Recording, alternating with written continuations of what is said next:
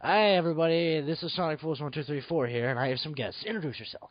Hey, I'm Dtales0026 from Wolfbitecommentaries, and I brought in... This is Iris. I guess I have a guest. Yeah, really bad jokes, apparently. by the way. And we're off to a great start. Yeah, such a great start. And we're here to talk about Pokemon first generation. Da-da! Interruption. Da-da-da-da-da. See? Yeah. Bum, bum, bum. I guess we'll just start with our personal opinion on Generation 1's because I think everybody most people know about Generation 1. Most people know about the original 150 Pokemon. 51. Well, it's 51. We didn't know about Mew at the time. Yeah, that was secret Pokemon. But as far as Pokemon goes, I remember the first time I actually got a copy of Pokemon. It was a VHS that came in the mail. It was a Pokemon advertisement VHS from Nintendo Power. And really? Yes, and it was it was the one where it was real life people talking about Pokemon, and they had the Tamagotchi, they had Pikachu and all that. And I was just like, oh my god, so cool! That was how I got introduced to Pokemon, and then I got Pokemon Blue a while later, and I just remember just latching onto the franchise. It was just so cool. Tamagotchis. 15 years later, Nintendo would make the Pokewalker and bring it back. Yeah, pretty much. I can't believe I lost my walker. Yeah. Iris, how did you get into Pokemon start?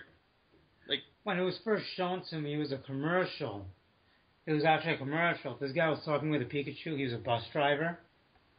He drives the bus to a junkyard and gets the bus smashed up and compressed into a game. And the commercial ended with him literally having all of them. Yeah, I remember that one. I love that commercial. In fact, I love it so much, if I can find the VHS, I'm going to pull it up. So what was your first gen game? To be honest, I hated Pokemon at first. This guy hated Pokemon at first. Yep. I didn't get into the series until the episode where they were crossing the bridge. Ash, Misty, and Brock were crossing the bridge on the bikes, the rented bikes, and they got pestered by these goons. And it was Misty Psyduck that got me into it. What a way to come into the franchise. I hated Pokemon up to that point. Then I saw the Psyduck, and I'm like, wait, what? And I see this is funny. And I'm like, this is funnier still. Mm-hmm. So, SF, how did you get into the Pokemon franchise? Frickin' Psyduck. Probably the most unorthodox way anybody gets introduced to the series. Like Iris, I got my first travel through with Pokemon was through the commercial 3 years later, because I am much younger than you guys. You guys were out when it first came out. Yeah. It took me till I was 3 years old before I knew what the hell Pokemon was. By that time, it was probably 1999. That's fine. Yeah, and I saw the commercial, and instead of getting the game, I heard there was a Pokemon manga. And I'm like, all right, I got to get into this. So I went to a comic store. I tried to find it, couldn't find it. Wasn't much internet back then because we didn't have it. But I had a friend who had a copy of the Electric Tales of Pikachu Volume 1. I read it. That's how I got into Pokemon, and then he gave me Crystal, and that's pretty much where it all began. Crystal version was your first game? Yeah. That's amazing. God, jealous. Second gen is another video, guys. Second gen is another video. Hey, he's talking about his origins. Back off. Well, speaking of origins, while I was playing Crystal... No, different video. Alright, so... Yeah, as far as, we all got the usual 3 in Red and Blue, except for... obviously, Sonic Fools. Have you even played, the original? Oh, yeah. I've even owned him at one point, but you went that back was years ago. Got it later. So, as far as the original goes, what was your all first starter, out of Sonic Fool's first. Gen 1, the fire type. His name is escaping me, and I don't know why. Charmander. Yeah, Charmander. I knew it was Char something. His name was escaping me, but I always go for fire type. I always have, so my first Pokemon was Charmander, naturally. Yeah, that was a popular one. What about you, Iris? That actually was mine. Charmander. I was so bad at the game that it wasn't until level 45 that I actually beat Misty. I was the oddball out because I got blue version, the first Pokemon I ever had, and this is my very first Pokemon, was a Squirtle. And I was like, dude, I love this little dude, and I just started watching the anime, and I like the Squirtle Squad and the cool little glasses. Yeah. And I was just like, oh my god. And I had a bonus because everybody seemed to pick Charmander, so I tend to beat a lot of people in the game that way. Yeah, I'm disappointed. The anime didn't have the Super Kami Shade glasses for Squirtle. Yeah. But you know what? I was happy with my Squirtle, and I love the fact that Squirtle can learn Earthquake. That just, like, I could just double stick to fire types. Oh, fuck all of you. Kiss my watery ass. That wouldn't have worked on me. I got my Zapdos. Flying type doesn't affect me. Flying type doesn't affect it. Yeah. Does not affect Mischievous? Anybody who's watching Chugga Conroy's playthrough? No. Hey, you just said Mischievous is second gen. Drop it. Okay. Just like you made us drop Crystal version. I was just talking about another playthrough. Don't worry about it. Gym leaders. Let's talk about our favorite. Who was the hardest for you guys? And Brock. Brock was the hardest gym leader ever. I had a fire type. What'd you want me to do? For me, it was Misty. I had no problems with Brock. Well, I didn't have a problem with Brock or Misty. The one, because I ended up catching a Pikachu my first time through. So, see me, my thing was I had no problem with Brock because I used Sand Attack with my Pidgey, then used Growl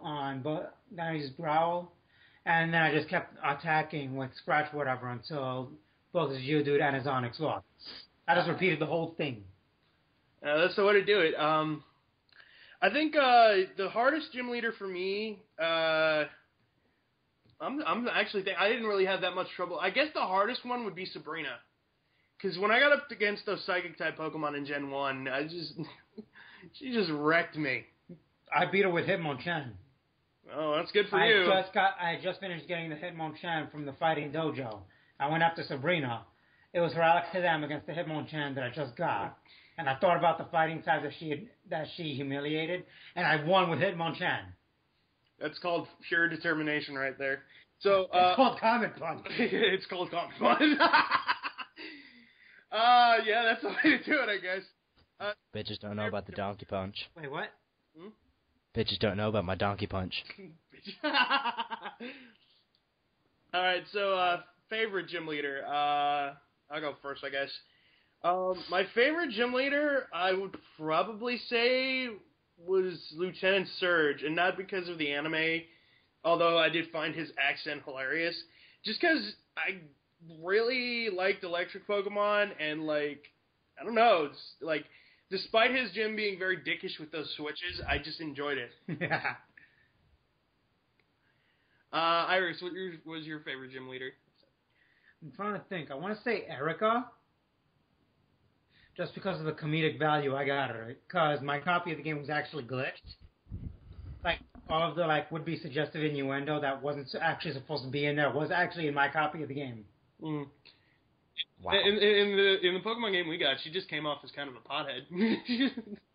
It's like, I'm so sleepy. Oh, are you here for a Pokemon battle? Let's go. And then she kicks your butt if you had a water type. So, all right. So, Sonic Fools, what's your favorite gym leader? Nothing. Oh, sorry, go on. Besides fire type, my favorite is electric type, so I would have to go with Lieutenant Surge. Yeah, buddy. I had virtually no trouble with any of the gyms except for Misty because, again, my Charmeleon was level 45, roughly, when I finished Misty's gym. I was stuck there that long. Okay, so let's talk about Team Rocket. First team of Pokemon. What was your opinion on them? Just like They scared the shit out of me. Really? Why? I was 5, and all of a sudden I hear music I haven't heard before in the game, and then these 2 random people come out of nowhere with these Pokemon that I've never seen or don't remember seeing, and kick my ass.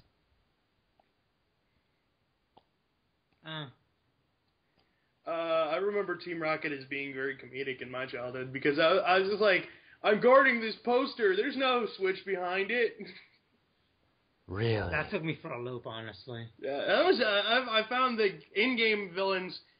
This is the thing. I find the in-game villains very comical, but like the anime villains that are supposed to be comical, like if I ever ran into a giant robot that wants to steal my Pokemon, I'd be a little bit more worried than Action Company. I guess it's because it's dealt with them very. Zapdos, let me watch the light drain from their eyes. Lightning strike.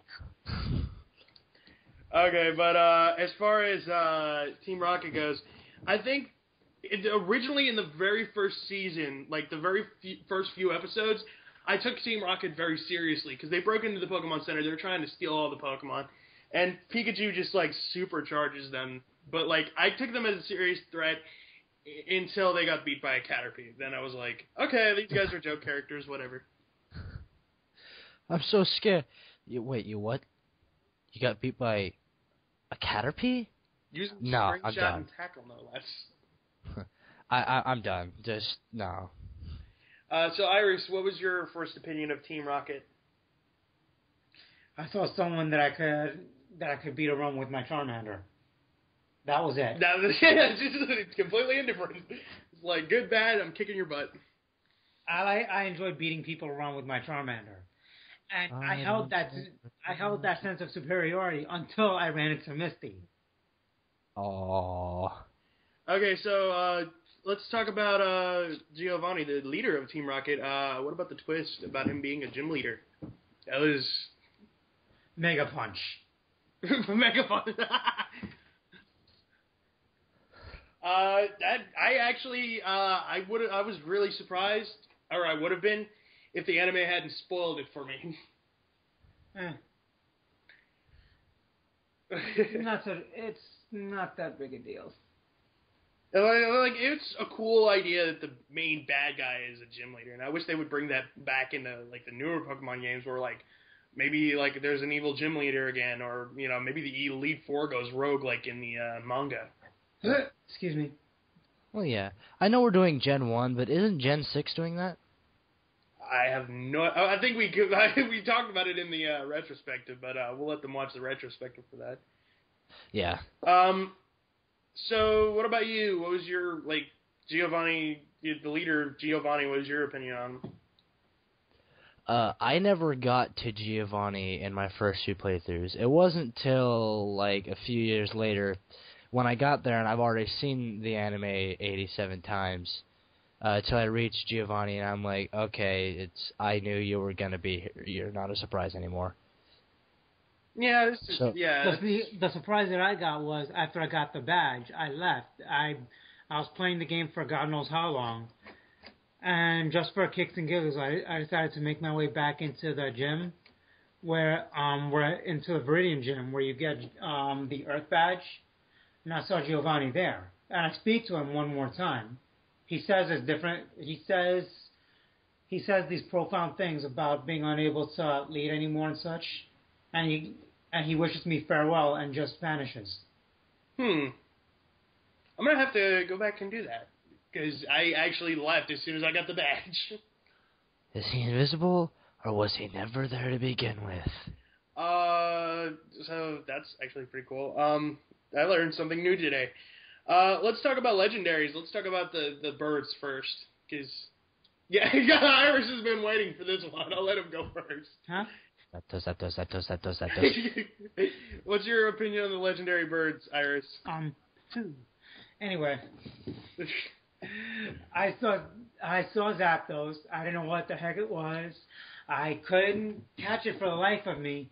He beat the living tar out of me.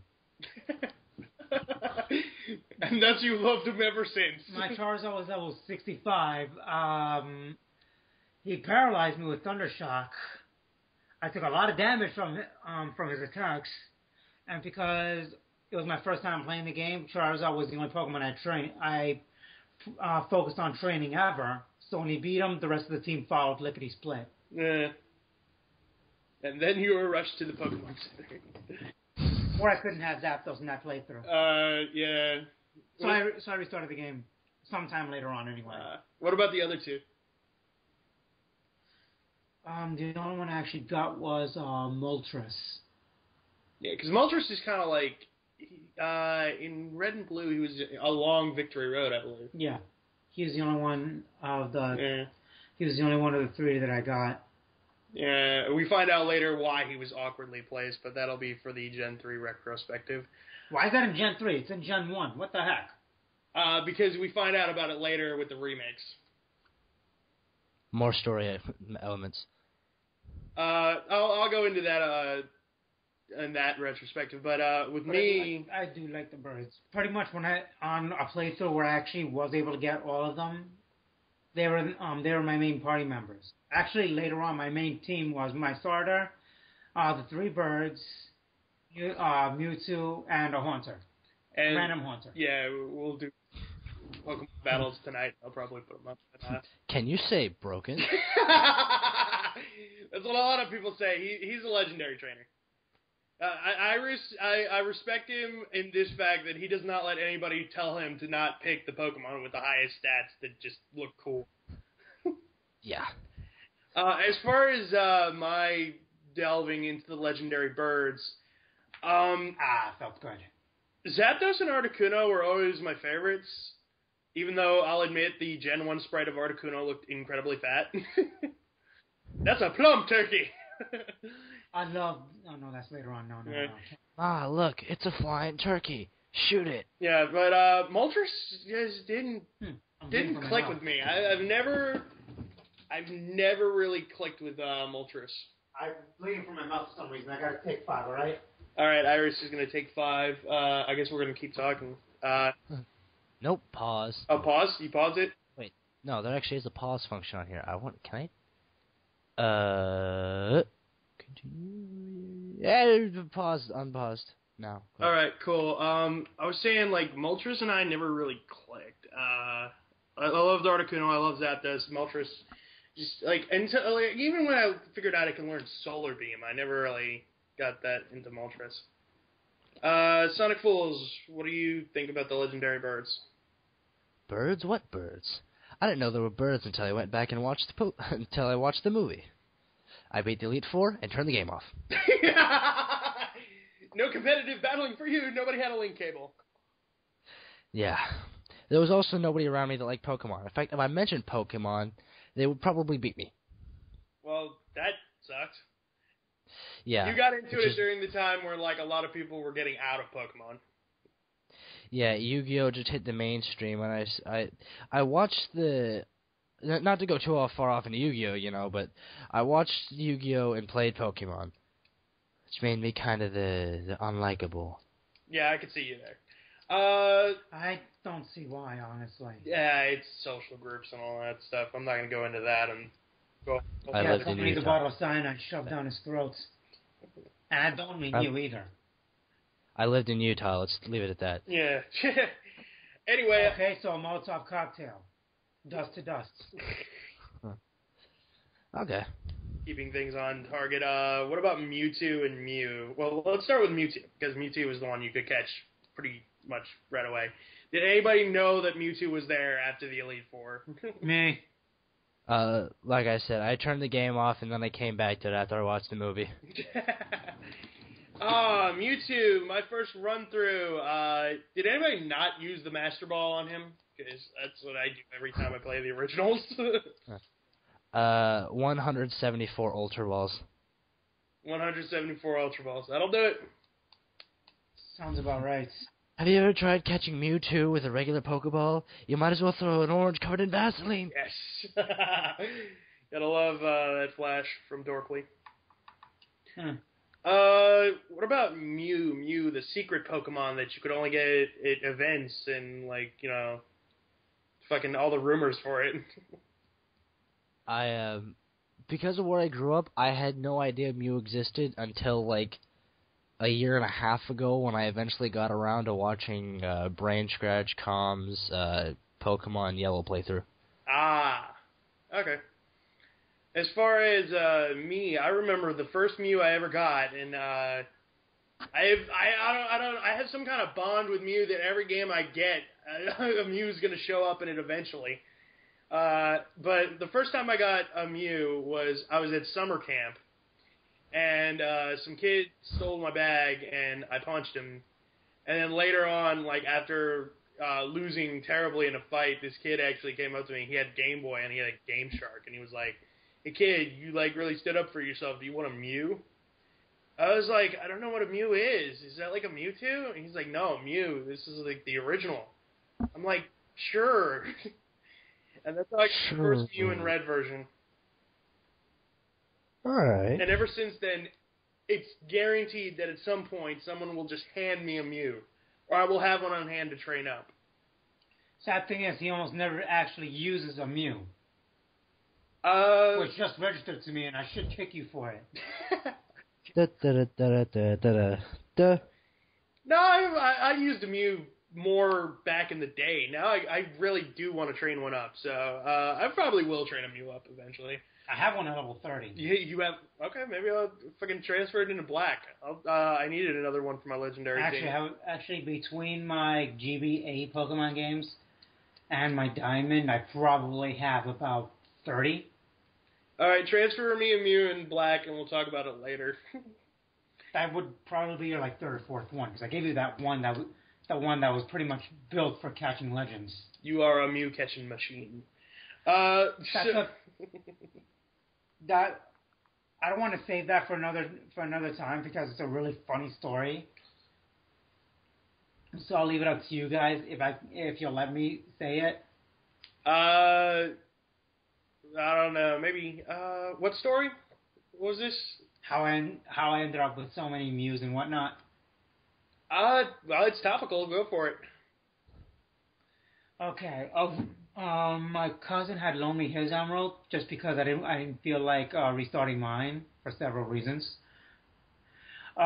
His game glitched, and like every other Pokemon I would catch would be like a Deoxys or a Mew, something like that.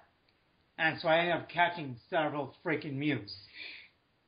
And then in the Safari Zone, I ended up catching every Pokemon that came up was a Mew.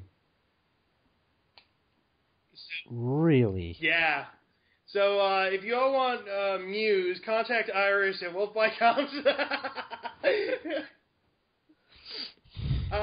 He's awesome about training legendaries, and if I ever need a legendary, I will go to him because he will give me a prime cut legendary. With the current one, I actually found a way to harvest Genesect from the Genesect event. Yeah. Okay, so let's talk about your rival in the game, Gary motherfucking Oak. Gary? Who's Gary? His name is Asshat. Yeah, everybody, I named him Gary the first time. I named myself Ash because I was young. Iris, what do you think about the rival?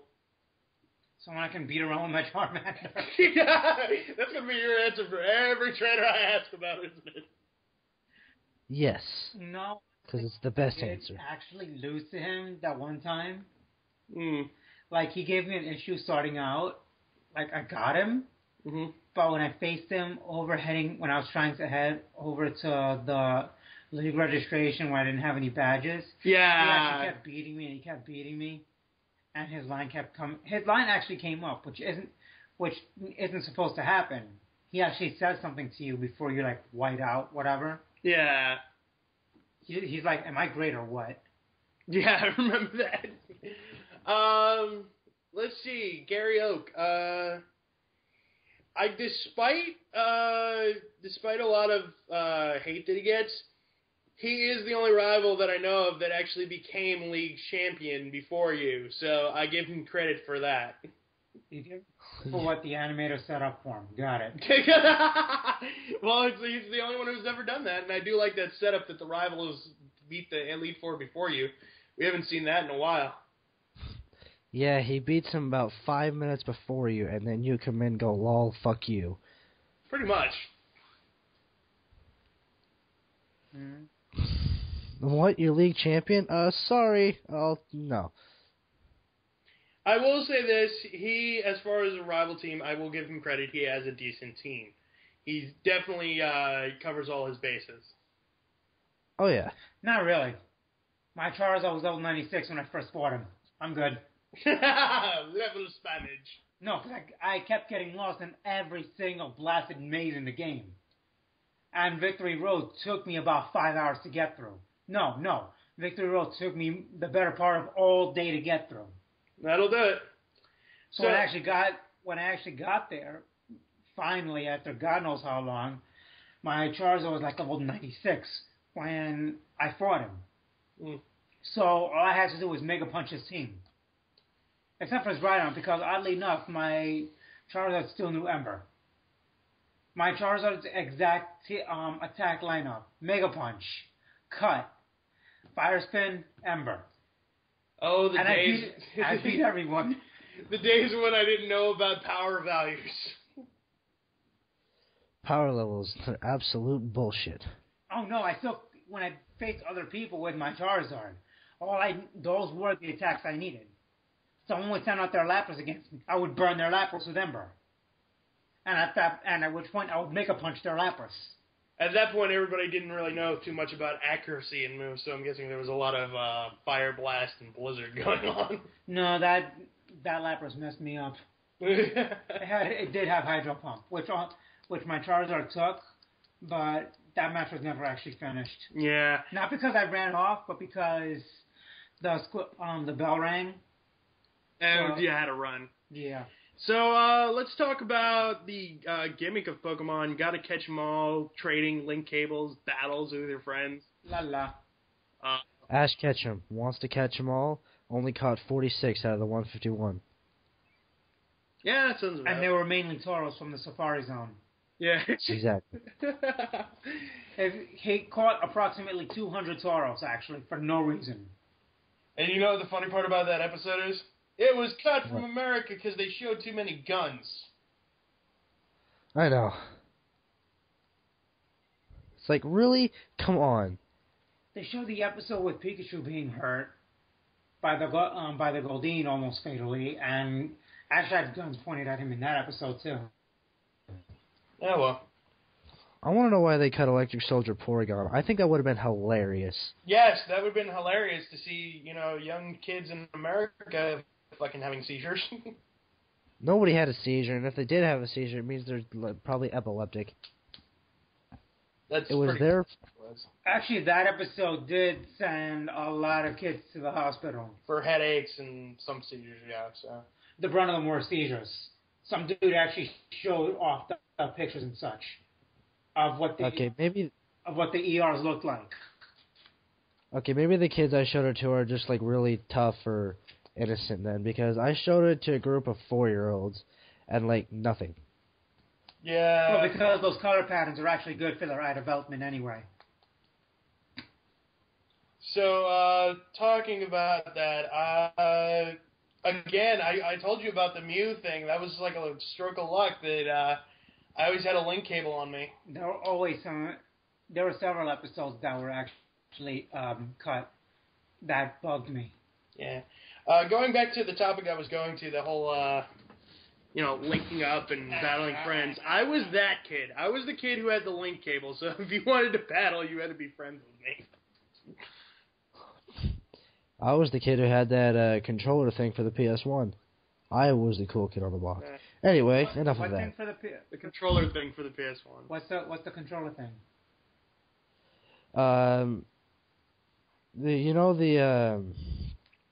The adapter for the PS1 that allowed for 4-player action? Oh, the multi-tap. Okay. Yeah. Yeah.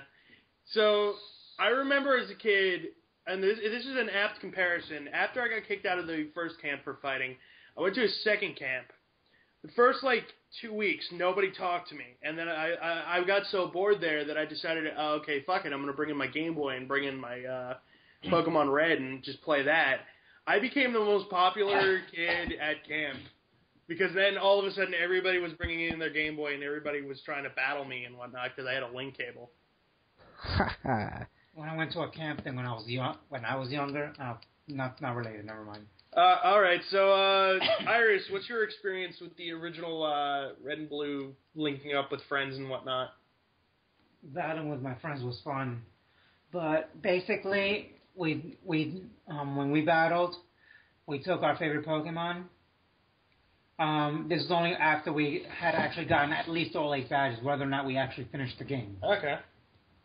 At that point, we just did the Red Candy thing, maxed out our Pokemon, and just had it out with 6 level 100 Pokemon. Yeah, that'll do it. Sonic. I would switch out some of my party members. Like since I didn't have Mewtwo at the time, I'd use a Kadabra and a Haunter.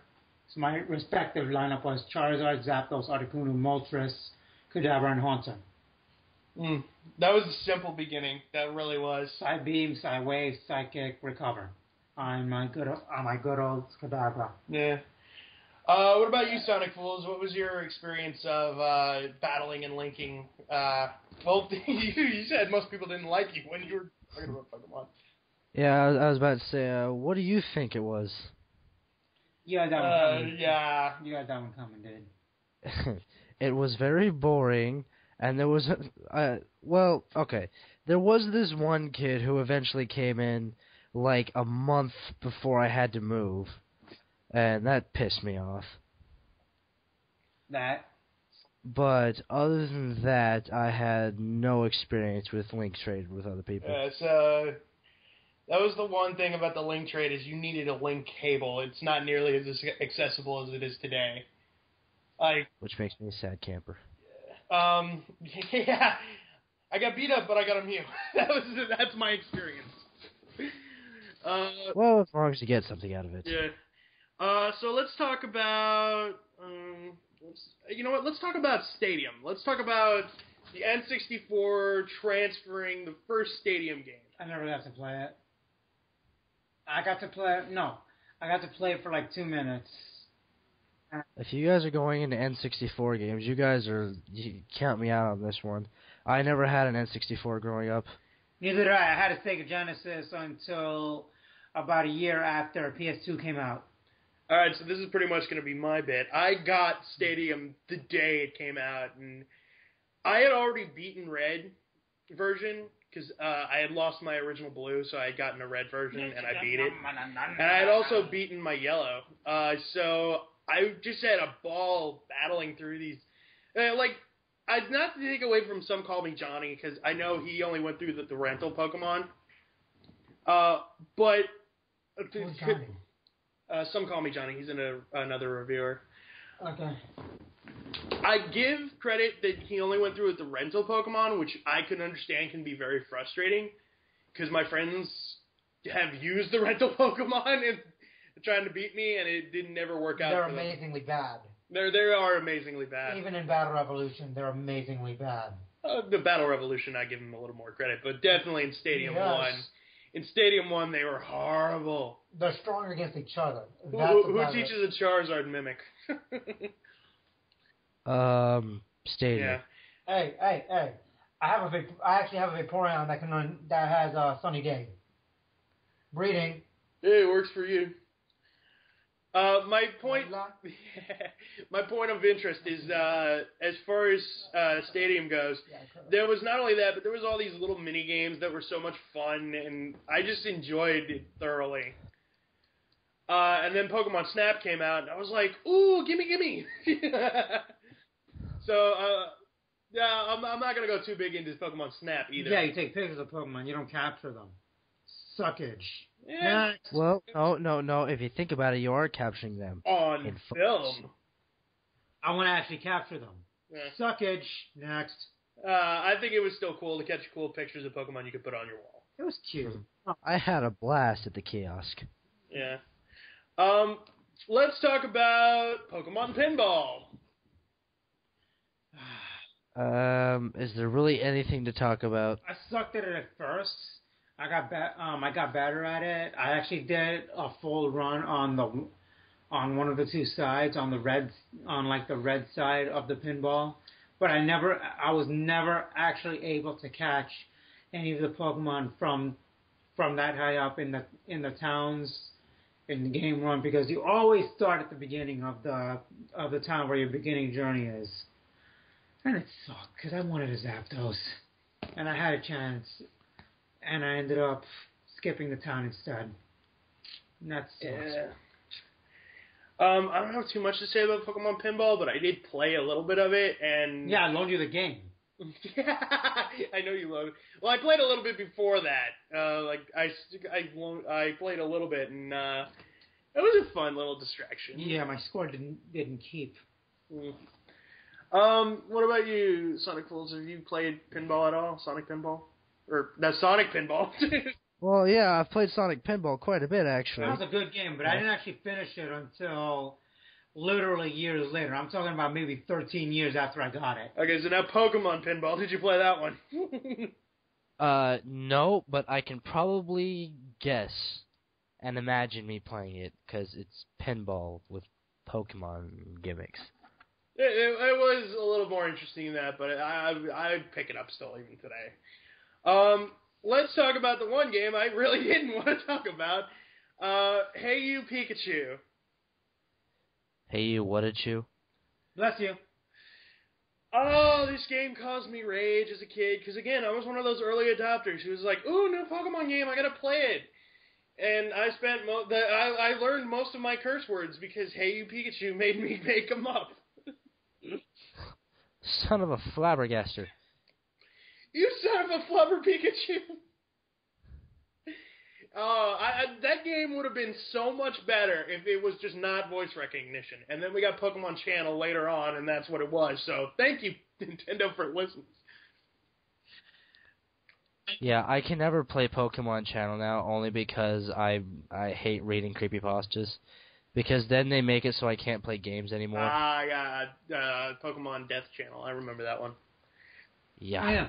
I dreamt I ended up becoming lunch for a Suicune. I could not run him. Huh.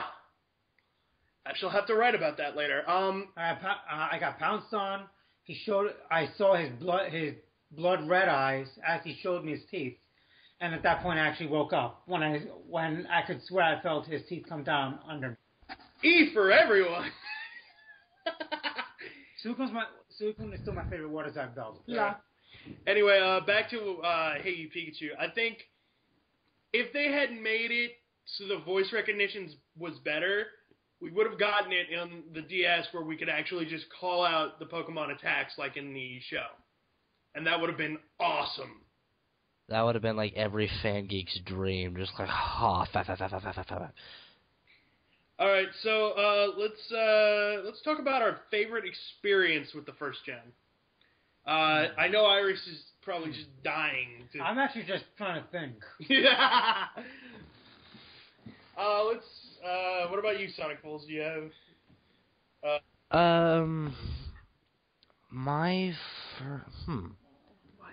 That's a good question. Can I recall?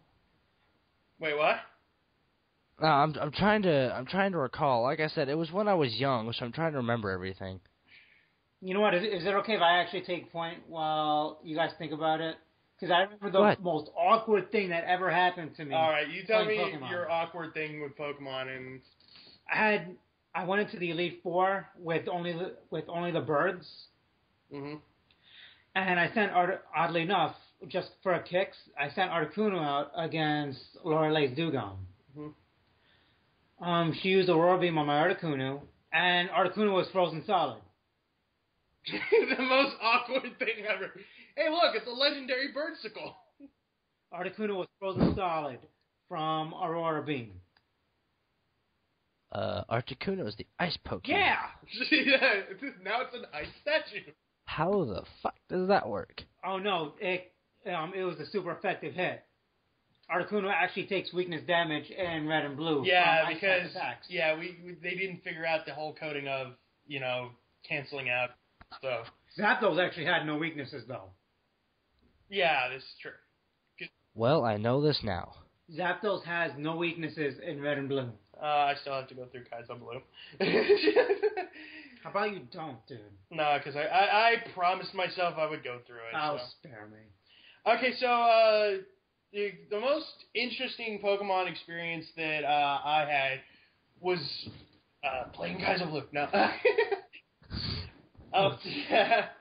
The most interesting experience I had was when I found out my Blastoise could learn Earthquake, because I don't know why these are like Earthquake, Double Edge, Hydro Pump, and Surf, because I didn't know better at the time.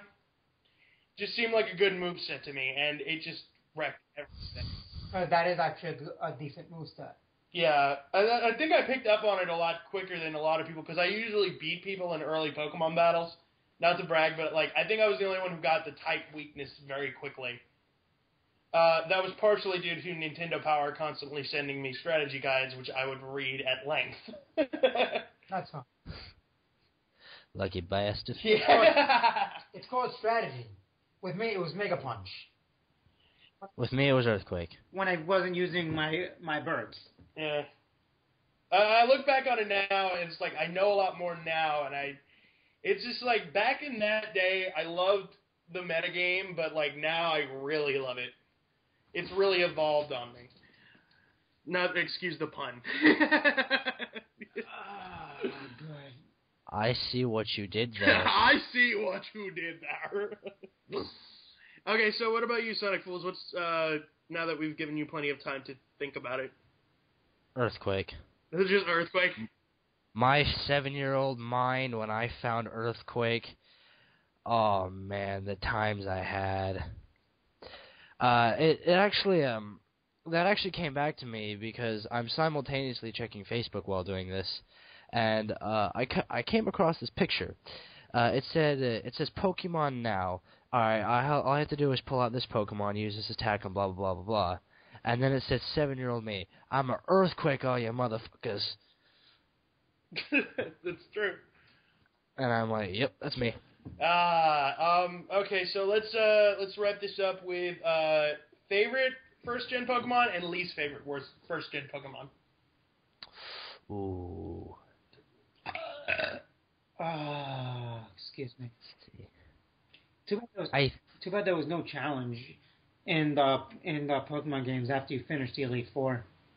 Let's know some really competitive battlers. So Sonic Fools, favorite Pokemon and first gen and least favorite. Favorite Pokemon, probably either Charmander or Zubat of all things. Why, I don't know. Maybe you're just a little patty. It's okay. Aha, I see what you did there. Shut up. No! Okay, so let him finish. Okay. And my least favorite Pokemon, Ghost types. Just Ghost types. So, pretty much Gengar. Gengar. Yeah, pretty much Gengar. Ghastly Hunter and Gengar. Yeah, it's creepy. Not to go too off topic here really quick, but I actually noticed the similarities between Gengar and Clefable, like, way back when I first played the game, but I never thought much of it until, creepypastas came along, but anyway, just wanted to point that out. Moving on. Alright, so Iris, favorite Pokemon and least favorite? Let me see. I want to say my Zapdos, because again, he has no weaknesses anyway in those games. Yes. My Zapdos and the Lanyards in general. My least favorite, I don't know, because aside from my respective team and the variant, I really didn't care much for any of the other Pokemon. I couldn't see myself using them. When I tried, I paid for it, and yeah. Yeah. Let's see. My favorite Pokemon from first generation, I would probably say Mew, just because of the way I got it. And my least favorite is Charmeleon's back sprite. I I'm sorry, the back sprites for Charmeleon and Charizard were so bad in those games. Articuno's was worse. I didn't use Articuno that much, but You suck.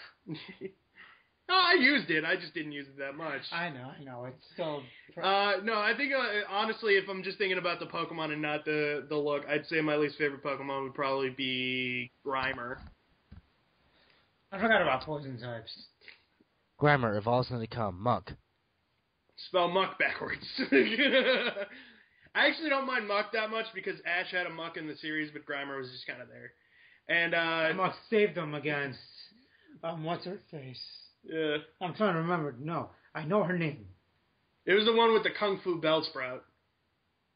Jeanette. That threw me for a loop when I first saw it. I couldn't believe it. Muck. That Bellsprout used close combat. By the way, that was the first Pokemon to use close combat. Yeah. By the way, I don't blame you for forgetting poison types. Everybody else did when they found out psychic types were way OP. They're not overpowered. It's called not now, but they were back in Gen 1. Not even. It's called strategy. Okay. I think let's just sum up Gen 1 as a whole, I guess. As far as I go, solid. I probably wouldn't go back to do it if I wasn't an LPer, though. I would say the remakes definitely do it better, and I love the new metagame. Yeah. What about you, Iris? Sum up of Gen 1? I liked them, but there was no challenge after you finish the game. Do yourself a favor, just get the remakes. Alright. Sonic Fools? 8 out of 10. We'll go in numbers now. 8 out of 10. All right. That's fine. Well, okay, yeah, I'll give it a number. I'll stick with that 8 out of 10. Iris, throw your number in there. Please leave your comments. All right, so we'll see you next time on the second gen retrospective, and I will be dragging along Balmung because he loves this generation. We all love second generation. Crystal was my first game. All right. I love my Crystal version. And I had almost no spaces left for my for catching more Pokemon because I used up almost every space in every box, and I actually completed everything you could do in Crystal version, even getting a Celebi. So pretty much expect 3-hour long video for second gen. We'll see you then. Yeah, pretty much. All right, cut. And I'm going to not cut the recording because I can't find my damn mouse.